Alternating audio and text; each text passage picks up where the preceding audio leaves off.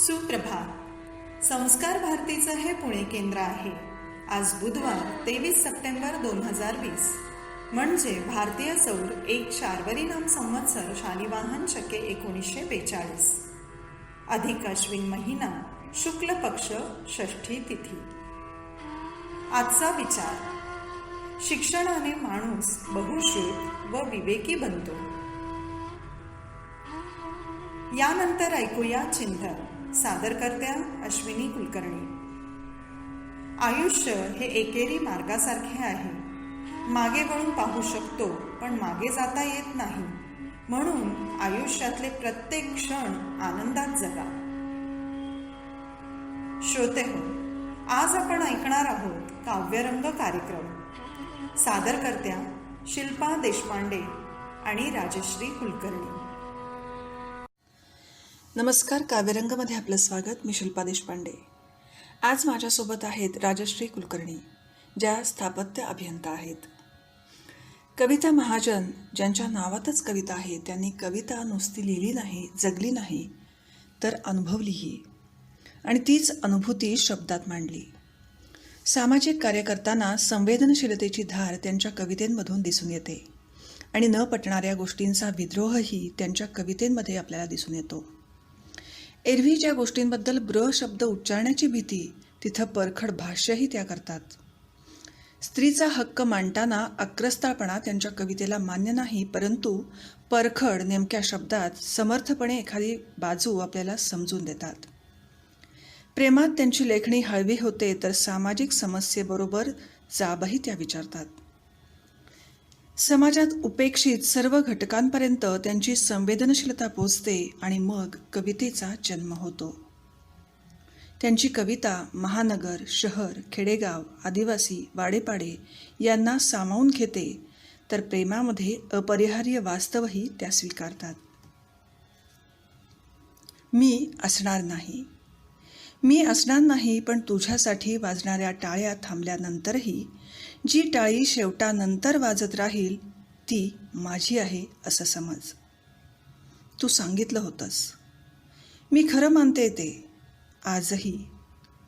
तुझं असून नसून असणं स्वीकारले अखेर मी. तुझं असून नसून असणं स्वीकारले अखेर मी, असं त्या म्हणतात.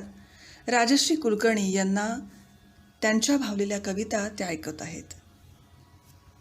नमस्कार, मी राजश्री कुलकर्णी काव्यरंग या कार्यक्रमात आपलं स्वागत करते. तुझ्याविषयीच्या मोहाचं झाड किती उंच उंच वाढतं आहे. बघ माझ्या मनात एक अनोळखी जंगल सरसरत उगवले माझ्या अंगभर. आभाळभर लख्ख चांदणं, पानातून घुमणारा वाऱ्याचा आवाज, गच्च सावल्यांनी भरून गेलेली जमीन, या सगळ्यातून दबक्या सावध पावलांनी फिरते तुझ्या मौनाचं जनावर. कुठल्या पाणवठ्याचा शोध घेतय ते? कशाची तहान आहे त्याला? बघ माझ्या शब्दांच्या बुंध्याला अंग घासून सरकले ते इतक्यात पुढं, आणि मोहाची काही फुलं टपटपलीत त्याच्या पाठीवर. उठलाय का शहारा? आमोरासमोर उभे आहेत अखेर माझा मोह आणि तुझं मौन. अगदी वेगळ्या धाटणीची, विचार करायला लावणारी ही मुक्त छंदातील कविता लिहिली आहे ज्येष्ठ कवयित्री कविता महाजन यांनी. आपलं रोजचं जगणं आणि अनुभव आपल्या प्रगल्भ लेखणीच्या साहाय्याने जगासमोर मांडणाऱ्या मराठीतील संवेदनशील कवयित्री, लेखिका, यशस्वी अनुवादक आणि चित्रकार कविता महाजन. कविता हेच पहिलं प्रेम असणाऱ्या कविता महाजन यांनी तत्पुरुष ह्या आपल्या पहिल्या कविता संग्रहाच्या नावाबद्दल सांगताना म्हटलंय की स्त्री पुरुष संबंधातील द्वंद्व समास सर्जनशील न होता दुर्दैवाने तत्पुरुष होतो. म्हणून या कविता संग्रहाचे नाव तत्पुरुष.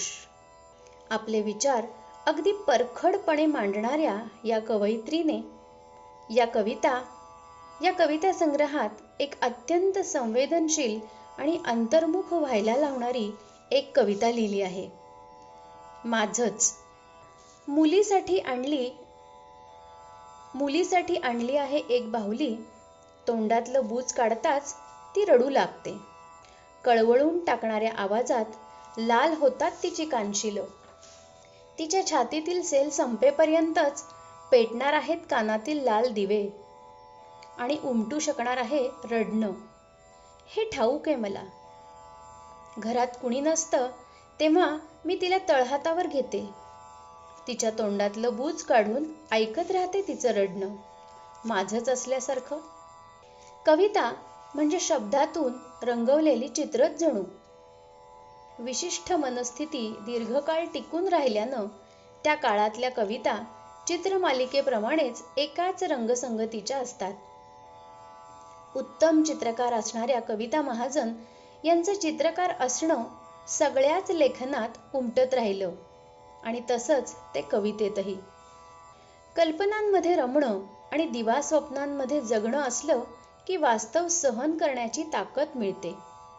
वास्तवा इतकाच सन्मान कल्पनाशक्तीचाही करावा. कविता लिहिणं हा जिवंत राहण्याचा एक मार्ग आहे.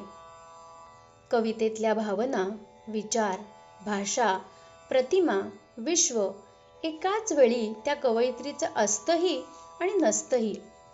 मालक या कविता मालिकेतल्या एका कवितेत स्त्रिया कशा रोजच्या शृंगारातून आपल्या मनातील सल व्यक्त करताना दिसतात ते ऐकूया. ठसठशीत कुंकवासाठी एक कुयरी, निरी उकळण्यापुरती तरी एक चिरी, काळ्याभोर मण्यांचं मंगळसूत्र, गच्च हातभर काकणं, कुड्या कानाची पाळी ओघळतील अशा, नीट बोलूही न देणारी नथ, सारा शृंगार काटोकाट जमलाय. पायातील साखळ्याच तेवढ्या जरा हलक्या वाटतात मालक. पहा ना, त्या घालून चालताही येतंय मला. विचार आणि भावना कवितेत समांतर नांदू लागणं खूप गरजेचं असतं. पाहिलेलं, समजून घेतलेलं असं बराच काळ मनात धुमसत असतं. त्यावरचा ताणाचा जड दाब मोकळा केला की त्या उसवलेल्या मनाच्या चिरांमधून उसासे, सल, वेदना, जाणीव असं काहीतरी कवितेच्या वाटेनं बाहेर येऊ लागतं. कविता कुणाला बांधील नसते आणि ती नसावी असं सांगताना त्या म्हणतात, तशी एखादी कविता कदाचित मी कधीच लिहू शकणार नाही तुझ्यासाठी. कवितेची एखादी चटक चमकदार ओळ, धारदार शब्दांची, जी काळ्याभोर विजेसारखी लखाखेल शुभ्र कागदाच्या अवकाशागत तुझ्या हृदयात उजळवून टाकेल आसपासचे लख्ख भान. तुझ्या भरभरून देणाऱ्या मनाला ज्ञात नसेल अभावांची ती जमीन, जिथे उगवू शकते फक्त कविताच. मृगजळाच्या शिंपडणीतून आणि वाढत जाते भ्रमांचे, भासांचे टेकू घेऊन. तू तर अंथरला आहेस तुझं स्वत्व, सर्वदूर हिरवळीसारखं, माझ्या भूत, वर्तमान आणि भविष्यावर. जगण्याच्या नव्या मातीत नेऊन रुजवली आहेस माझी मलूल मुळं. देठातून वाहू लागेल आता हिरवं रक्त. माना टाकलेल्या जाणीवांची पाकळ्या आणि पानं पुन्हा ताठ करतील कणा. तरारून येईल कसब. कविता आणि उत्स्फूर्तता या एका रेषेतल्या गोष्टी असल्या तरी कवितेचं वेगळेपण जपता आलं पाहिजे. याच कवितेत त्या पुढे म्हणतात, तरीही मी लिहू शकणार नाही तुझ्यासाठी कृतज्ञता. कणवेची ओंजळ ओतून जाणाऱ्या हातांसाठी लिहावी तशी. मी लिहू शकणार नाही आभार, जे मोजून दाखवतं अंतर माणसातलं. मी लिहू शकणार नाही लोभ, आसक्ती, अभिलाषा, निदान तोपर्यंत जोपर्यंत तू माझ्यासाठी बनणार नाहीस केवळ एक भास. तुझं प्रेम एक संभ्रम माझ्या मनाचा आणि तुझं अस्तित्व एक निखळ कल्पना. तोपर्यंत लिहू शकणार नाही मी तुझ्यासाठी. तशी एखादी कविता? तू माझं वास्तव आहेस. विचार करायला लावणाऱ्या अशा आशयघन कविता लिहिणाऱ्या या लेखिकेच्या मनात कुठेतरी निरागस बाल्य दडलं होतं. बकरीचं पिल्लू, जंगल गोष्टी यासारखे बालसाहित्य लिहून त्यांनी एक वेगळाच ठसा उमटवला होता. मुलांचे भावविश्व, मुलांची बदलत चाललेली मानसिकता आणि त्यात काळानुसार होणारे बदल त्यांनी शब्दबद्ध केले ते त्यांच्या उरलेली गोष्ट या कवितेत. आजकाल मुलीला येतो कंटाळा त्याच गोष्टींचा. मग बदलून टाकते ती पात्र, स्थळं आणि गोष्ट होते नवी. वाघोबाच्या तावडीतून निसटून भोपळ्यात बसून जाणाऱ्या म्हातारीची गोष्ट मी तिला सांगत होते, तेव्हा तिनं असंच अडवलं मला. सांगू लागली स्वतःच तीच गोष्ट नवी निराळी करून. म्हातारी निघाली लेकीकडे आणि तिला आडवं आलं घर. म्हणालं, थांब मी तुला खातो. म्हातारी म्हणाली, लेकीकडे जाईन, लठ्ठमुठ्ठ होईन, मग तू मला खा. मुलगी म्हणाली, आई आता उरलेली गोष्ट तू सांग. निश्वास टाकत हसून मी सांगू लागले गोष्ट पुढे. म्हातारी म्हणाली, लेकीकडे जाईन, लठ्ठमुठ्ठ होईन, मग तू मला खा. पण घर म्हणालं, तावडीतून निसटून जाऊ द्यायला मी थोडीच वाघोबा आहे. तो जनावर होता, मी तर घर आहे. कमीत कमी शब्दात जगण्याचं तत्वज्ञान मांडणाऱ्या या लेखिकेच्या लेखणीची ताकद ब्र आणि भिन्न अशा प्रसिद्ध कादंबऱ्यांमधूनही दिसून येते.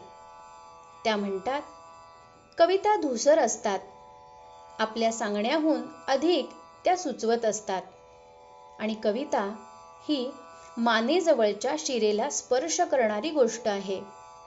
ती सापडावी लागते. ती सापडली की तिला स्पर्श करत राहावं असं वाटतं. तिच्यावरचा दाब वाढला की जगणं संपणार आहे हेही माहीत असतं. मनाला चटका लावून जाणाऱ्या या कवयित्रीने एका कवितेत निर्वाणीचे विचार व्यक्त करत म्हटलंय, तुझी सगळी तगमग मुरवून घेईन मी तनामनात आणि मग तुझ्या मुठीतून निसटून जाईन हळू वाळूसारखी. ओघळेन तुझ्या डोळ्यातून नकळत वाहणाऱ्या पाण्यासारखी. मी जाण्यापूर्वी हसतमुख एक क्षण डोळ्यासमोर उभा राहा माझ्या. निरोप दे, चिमूटभर शांततेचं बोट माझ्या कपाळावर टेकव. श्रोते हो, आजकाल सगळ्याच बाजूनं वाताहती चालू झाल्या आहेत आणि या वाताहतीला सामोरे जाताना कसं सामोरं जावं ही त्यांची कविता सांगते. कोसळायचं पुन्हा, उभं राहायचं, धडपडायचं, जे शाबूत राहिलंय ते सारं गोळा करायचं. मातीत तूस मिसळलं की घट्टपणा येतो घड्याला. तसं साऱ्या वाताहती स्वतःत कालवत, मिसळत, मळत, घडवत न्यायचा नवा आकार आणि ओलेपणी नक्षी कोरावी तशी लिहून ठेवावी एखादी कविता नव्या वाताहतीला सामोरे जाण्यासाठी. धन्यवाद.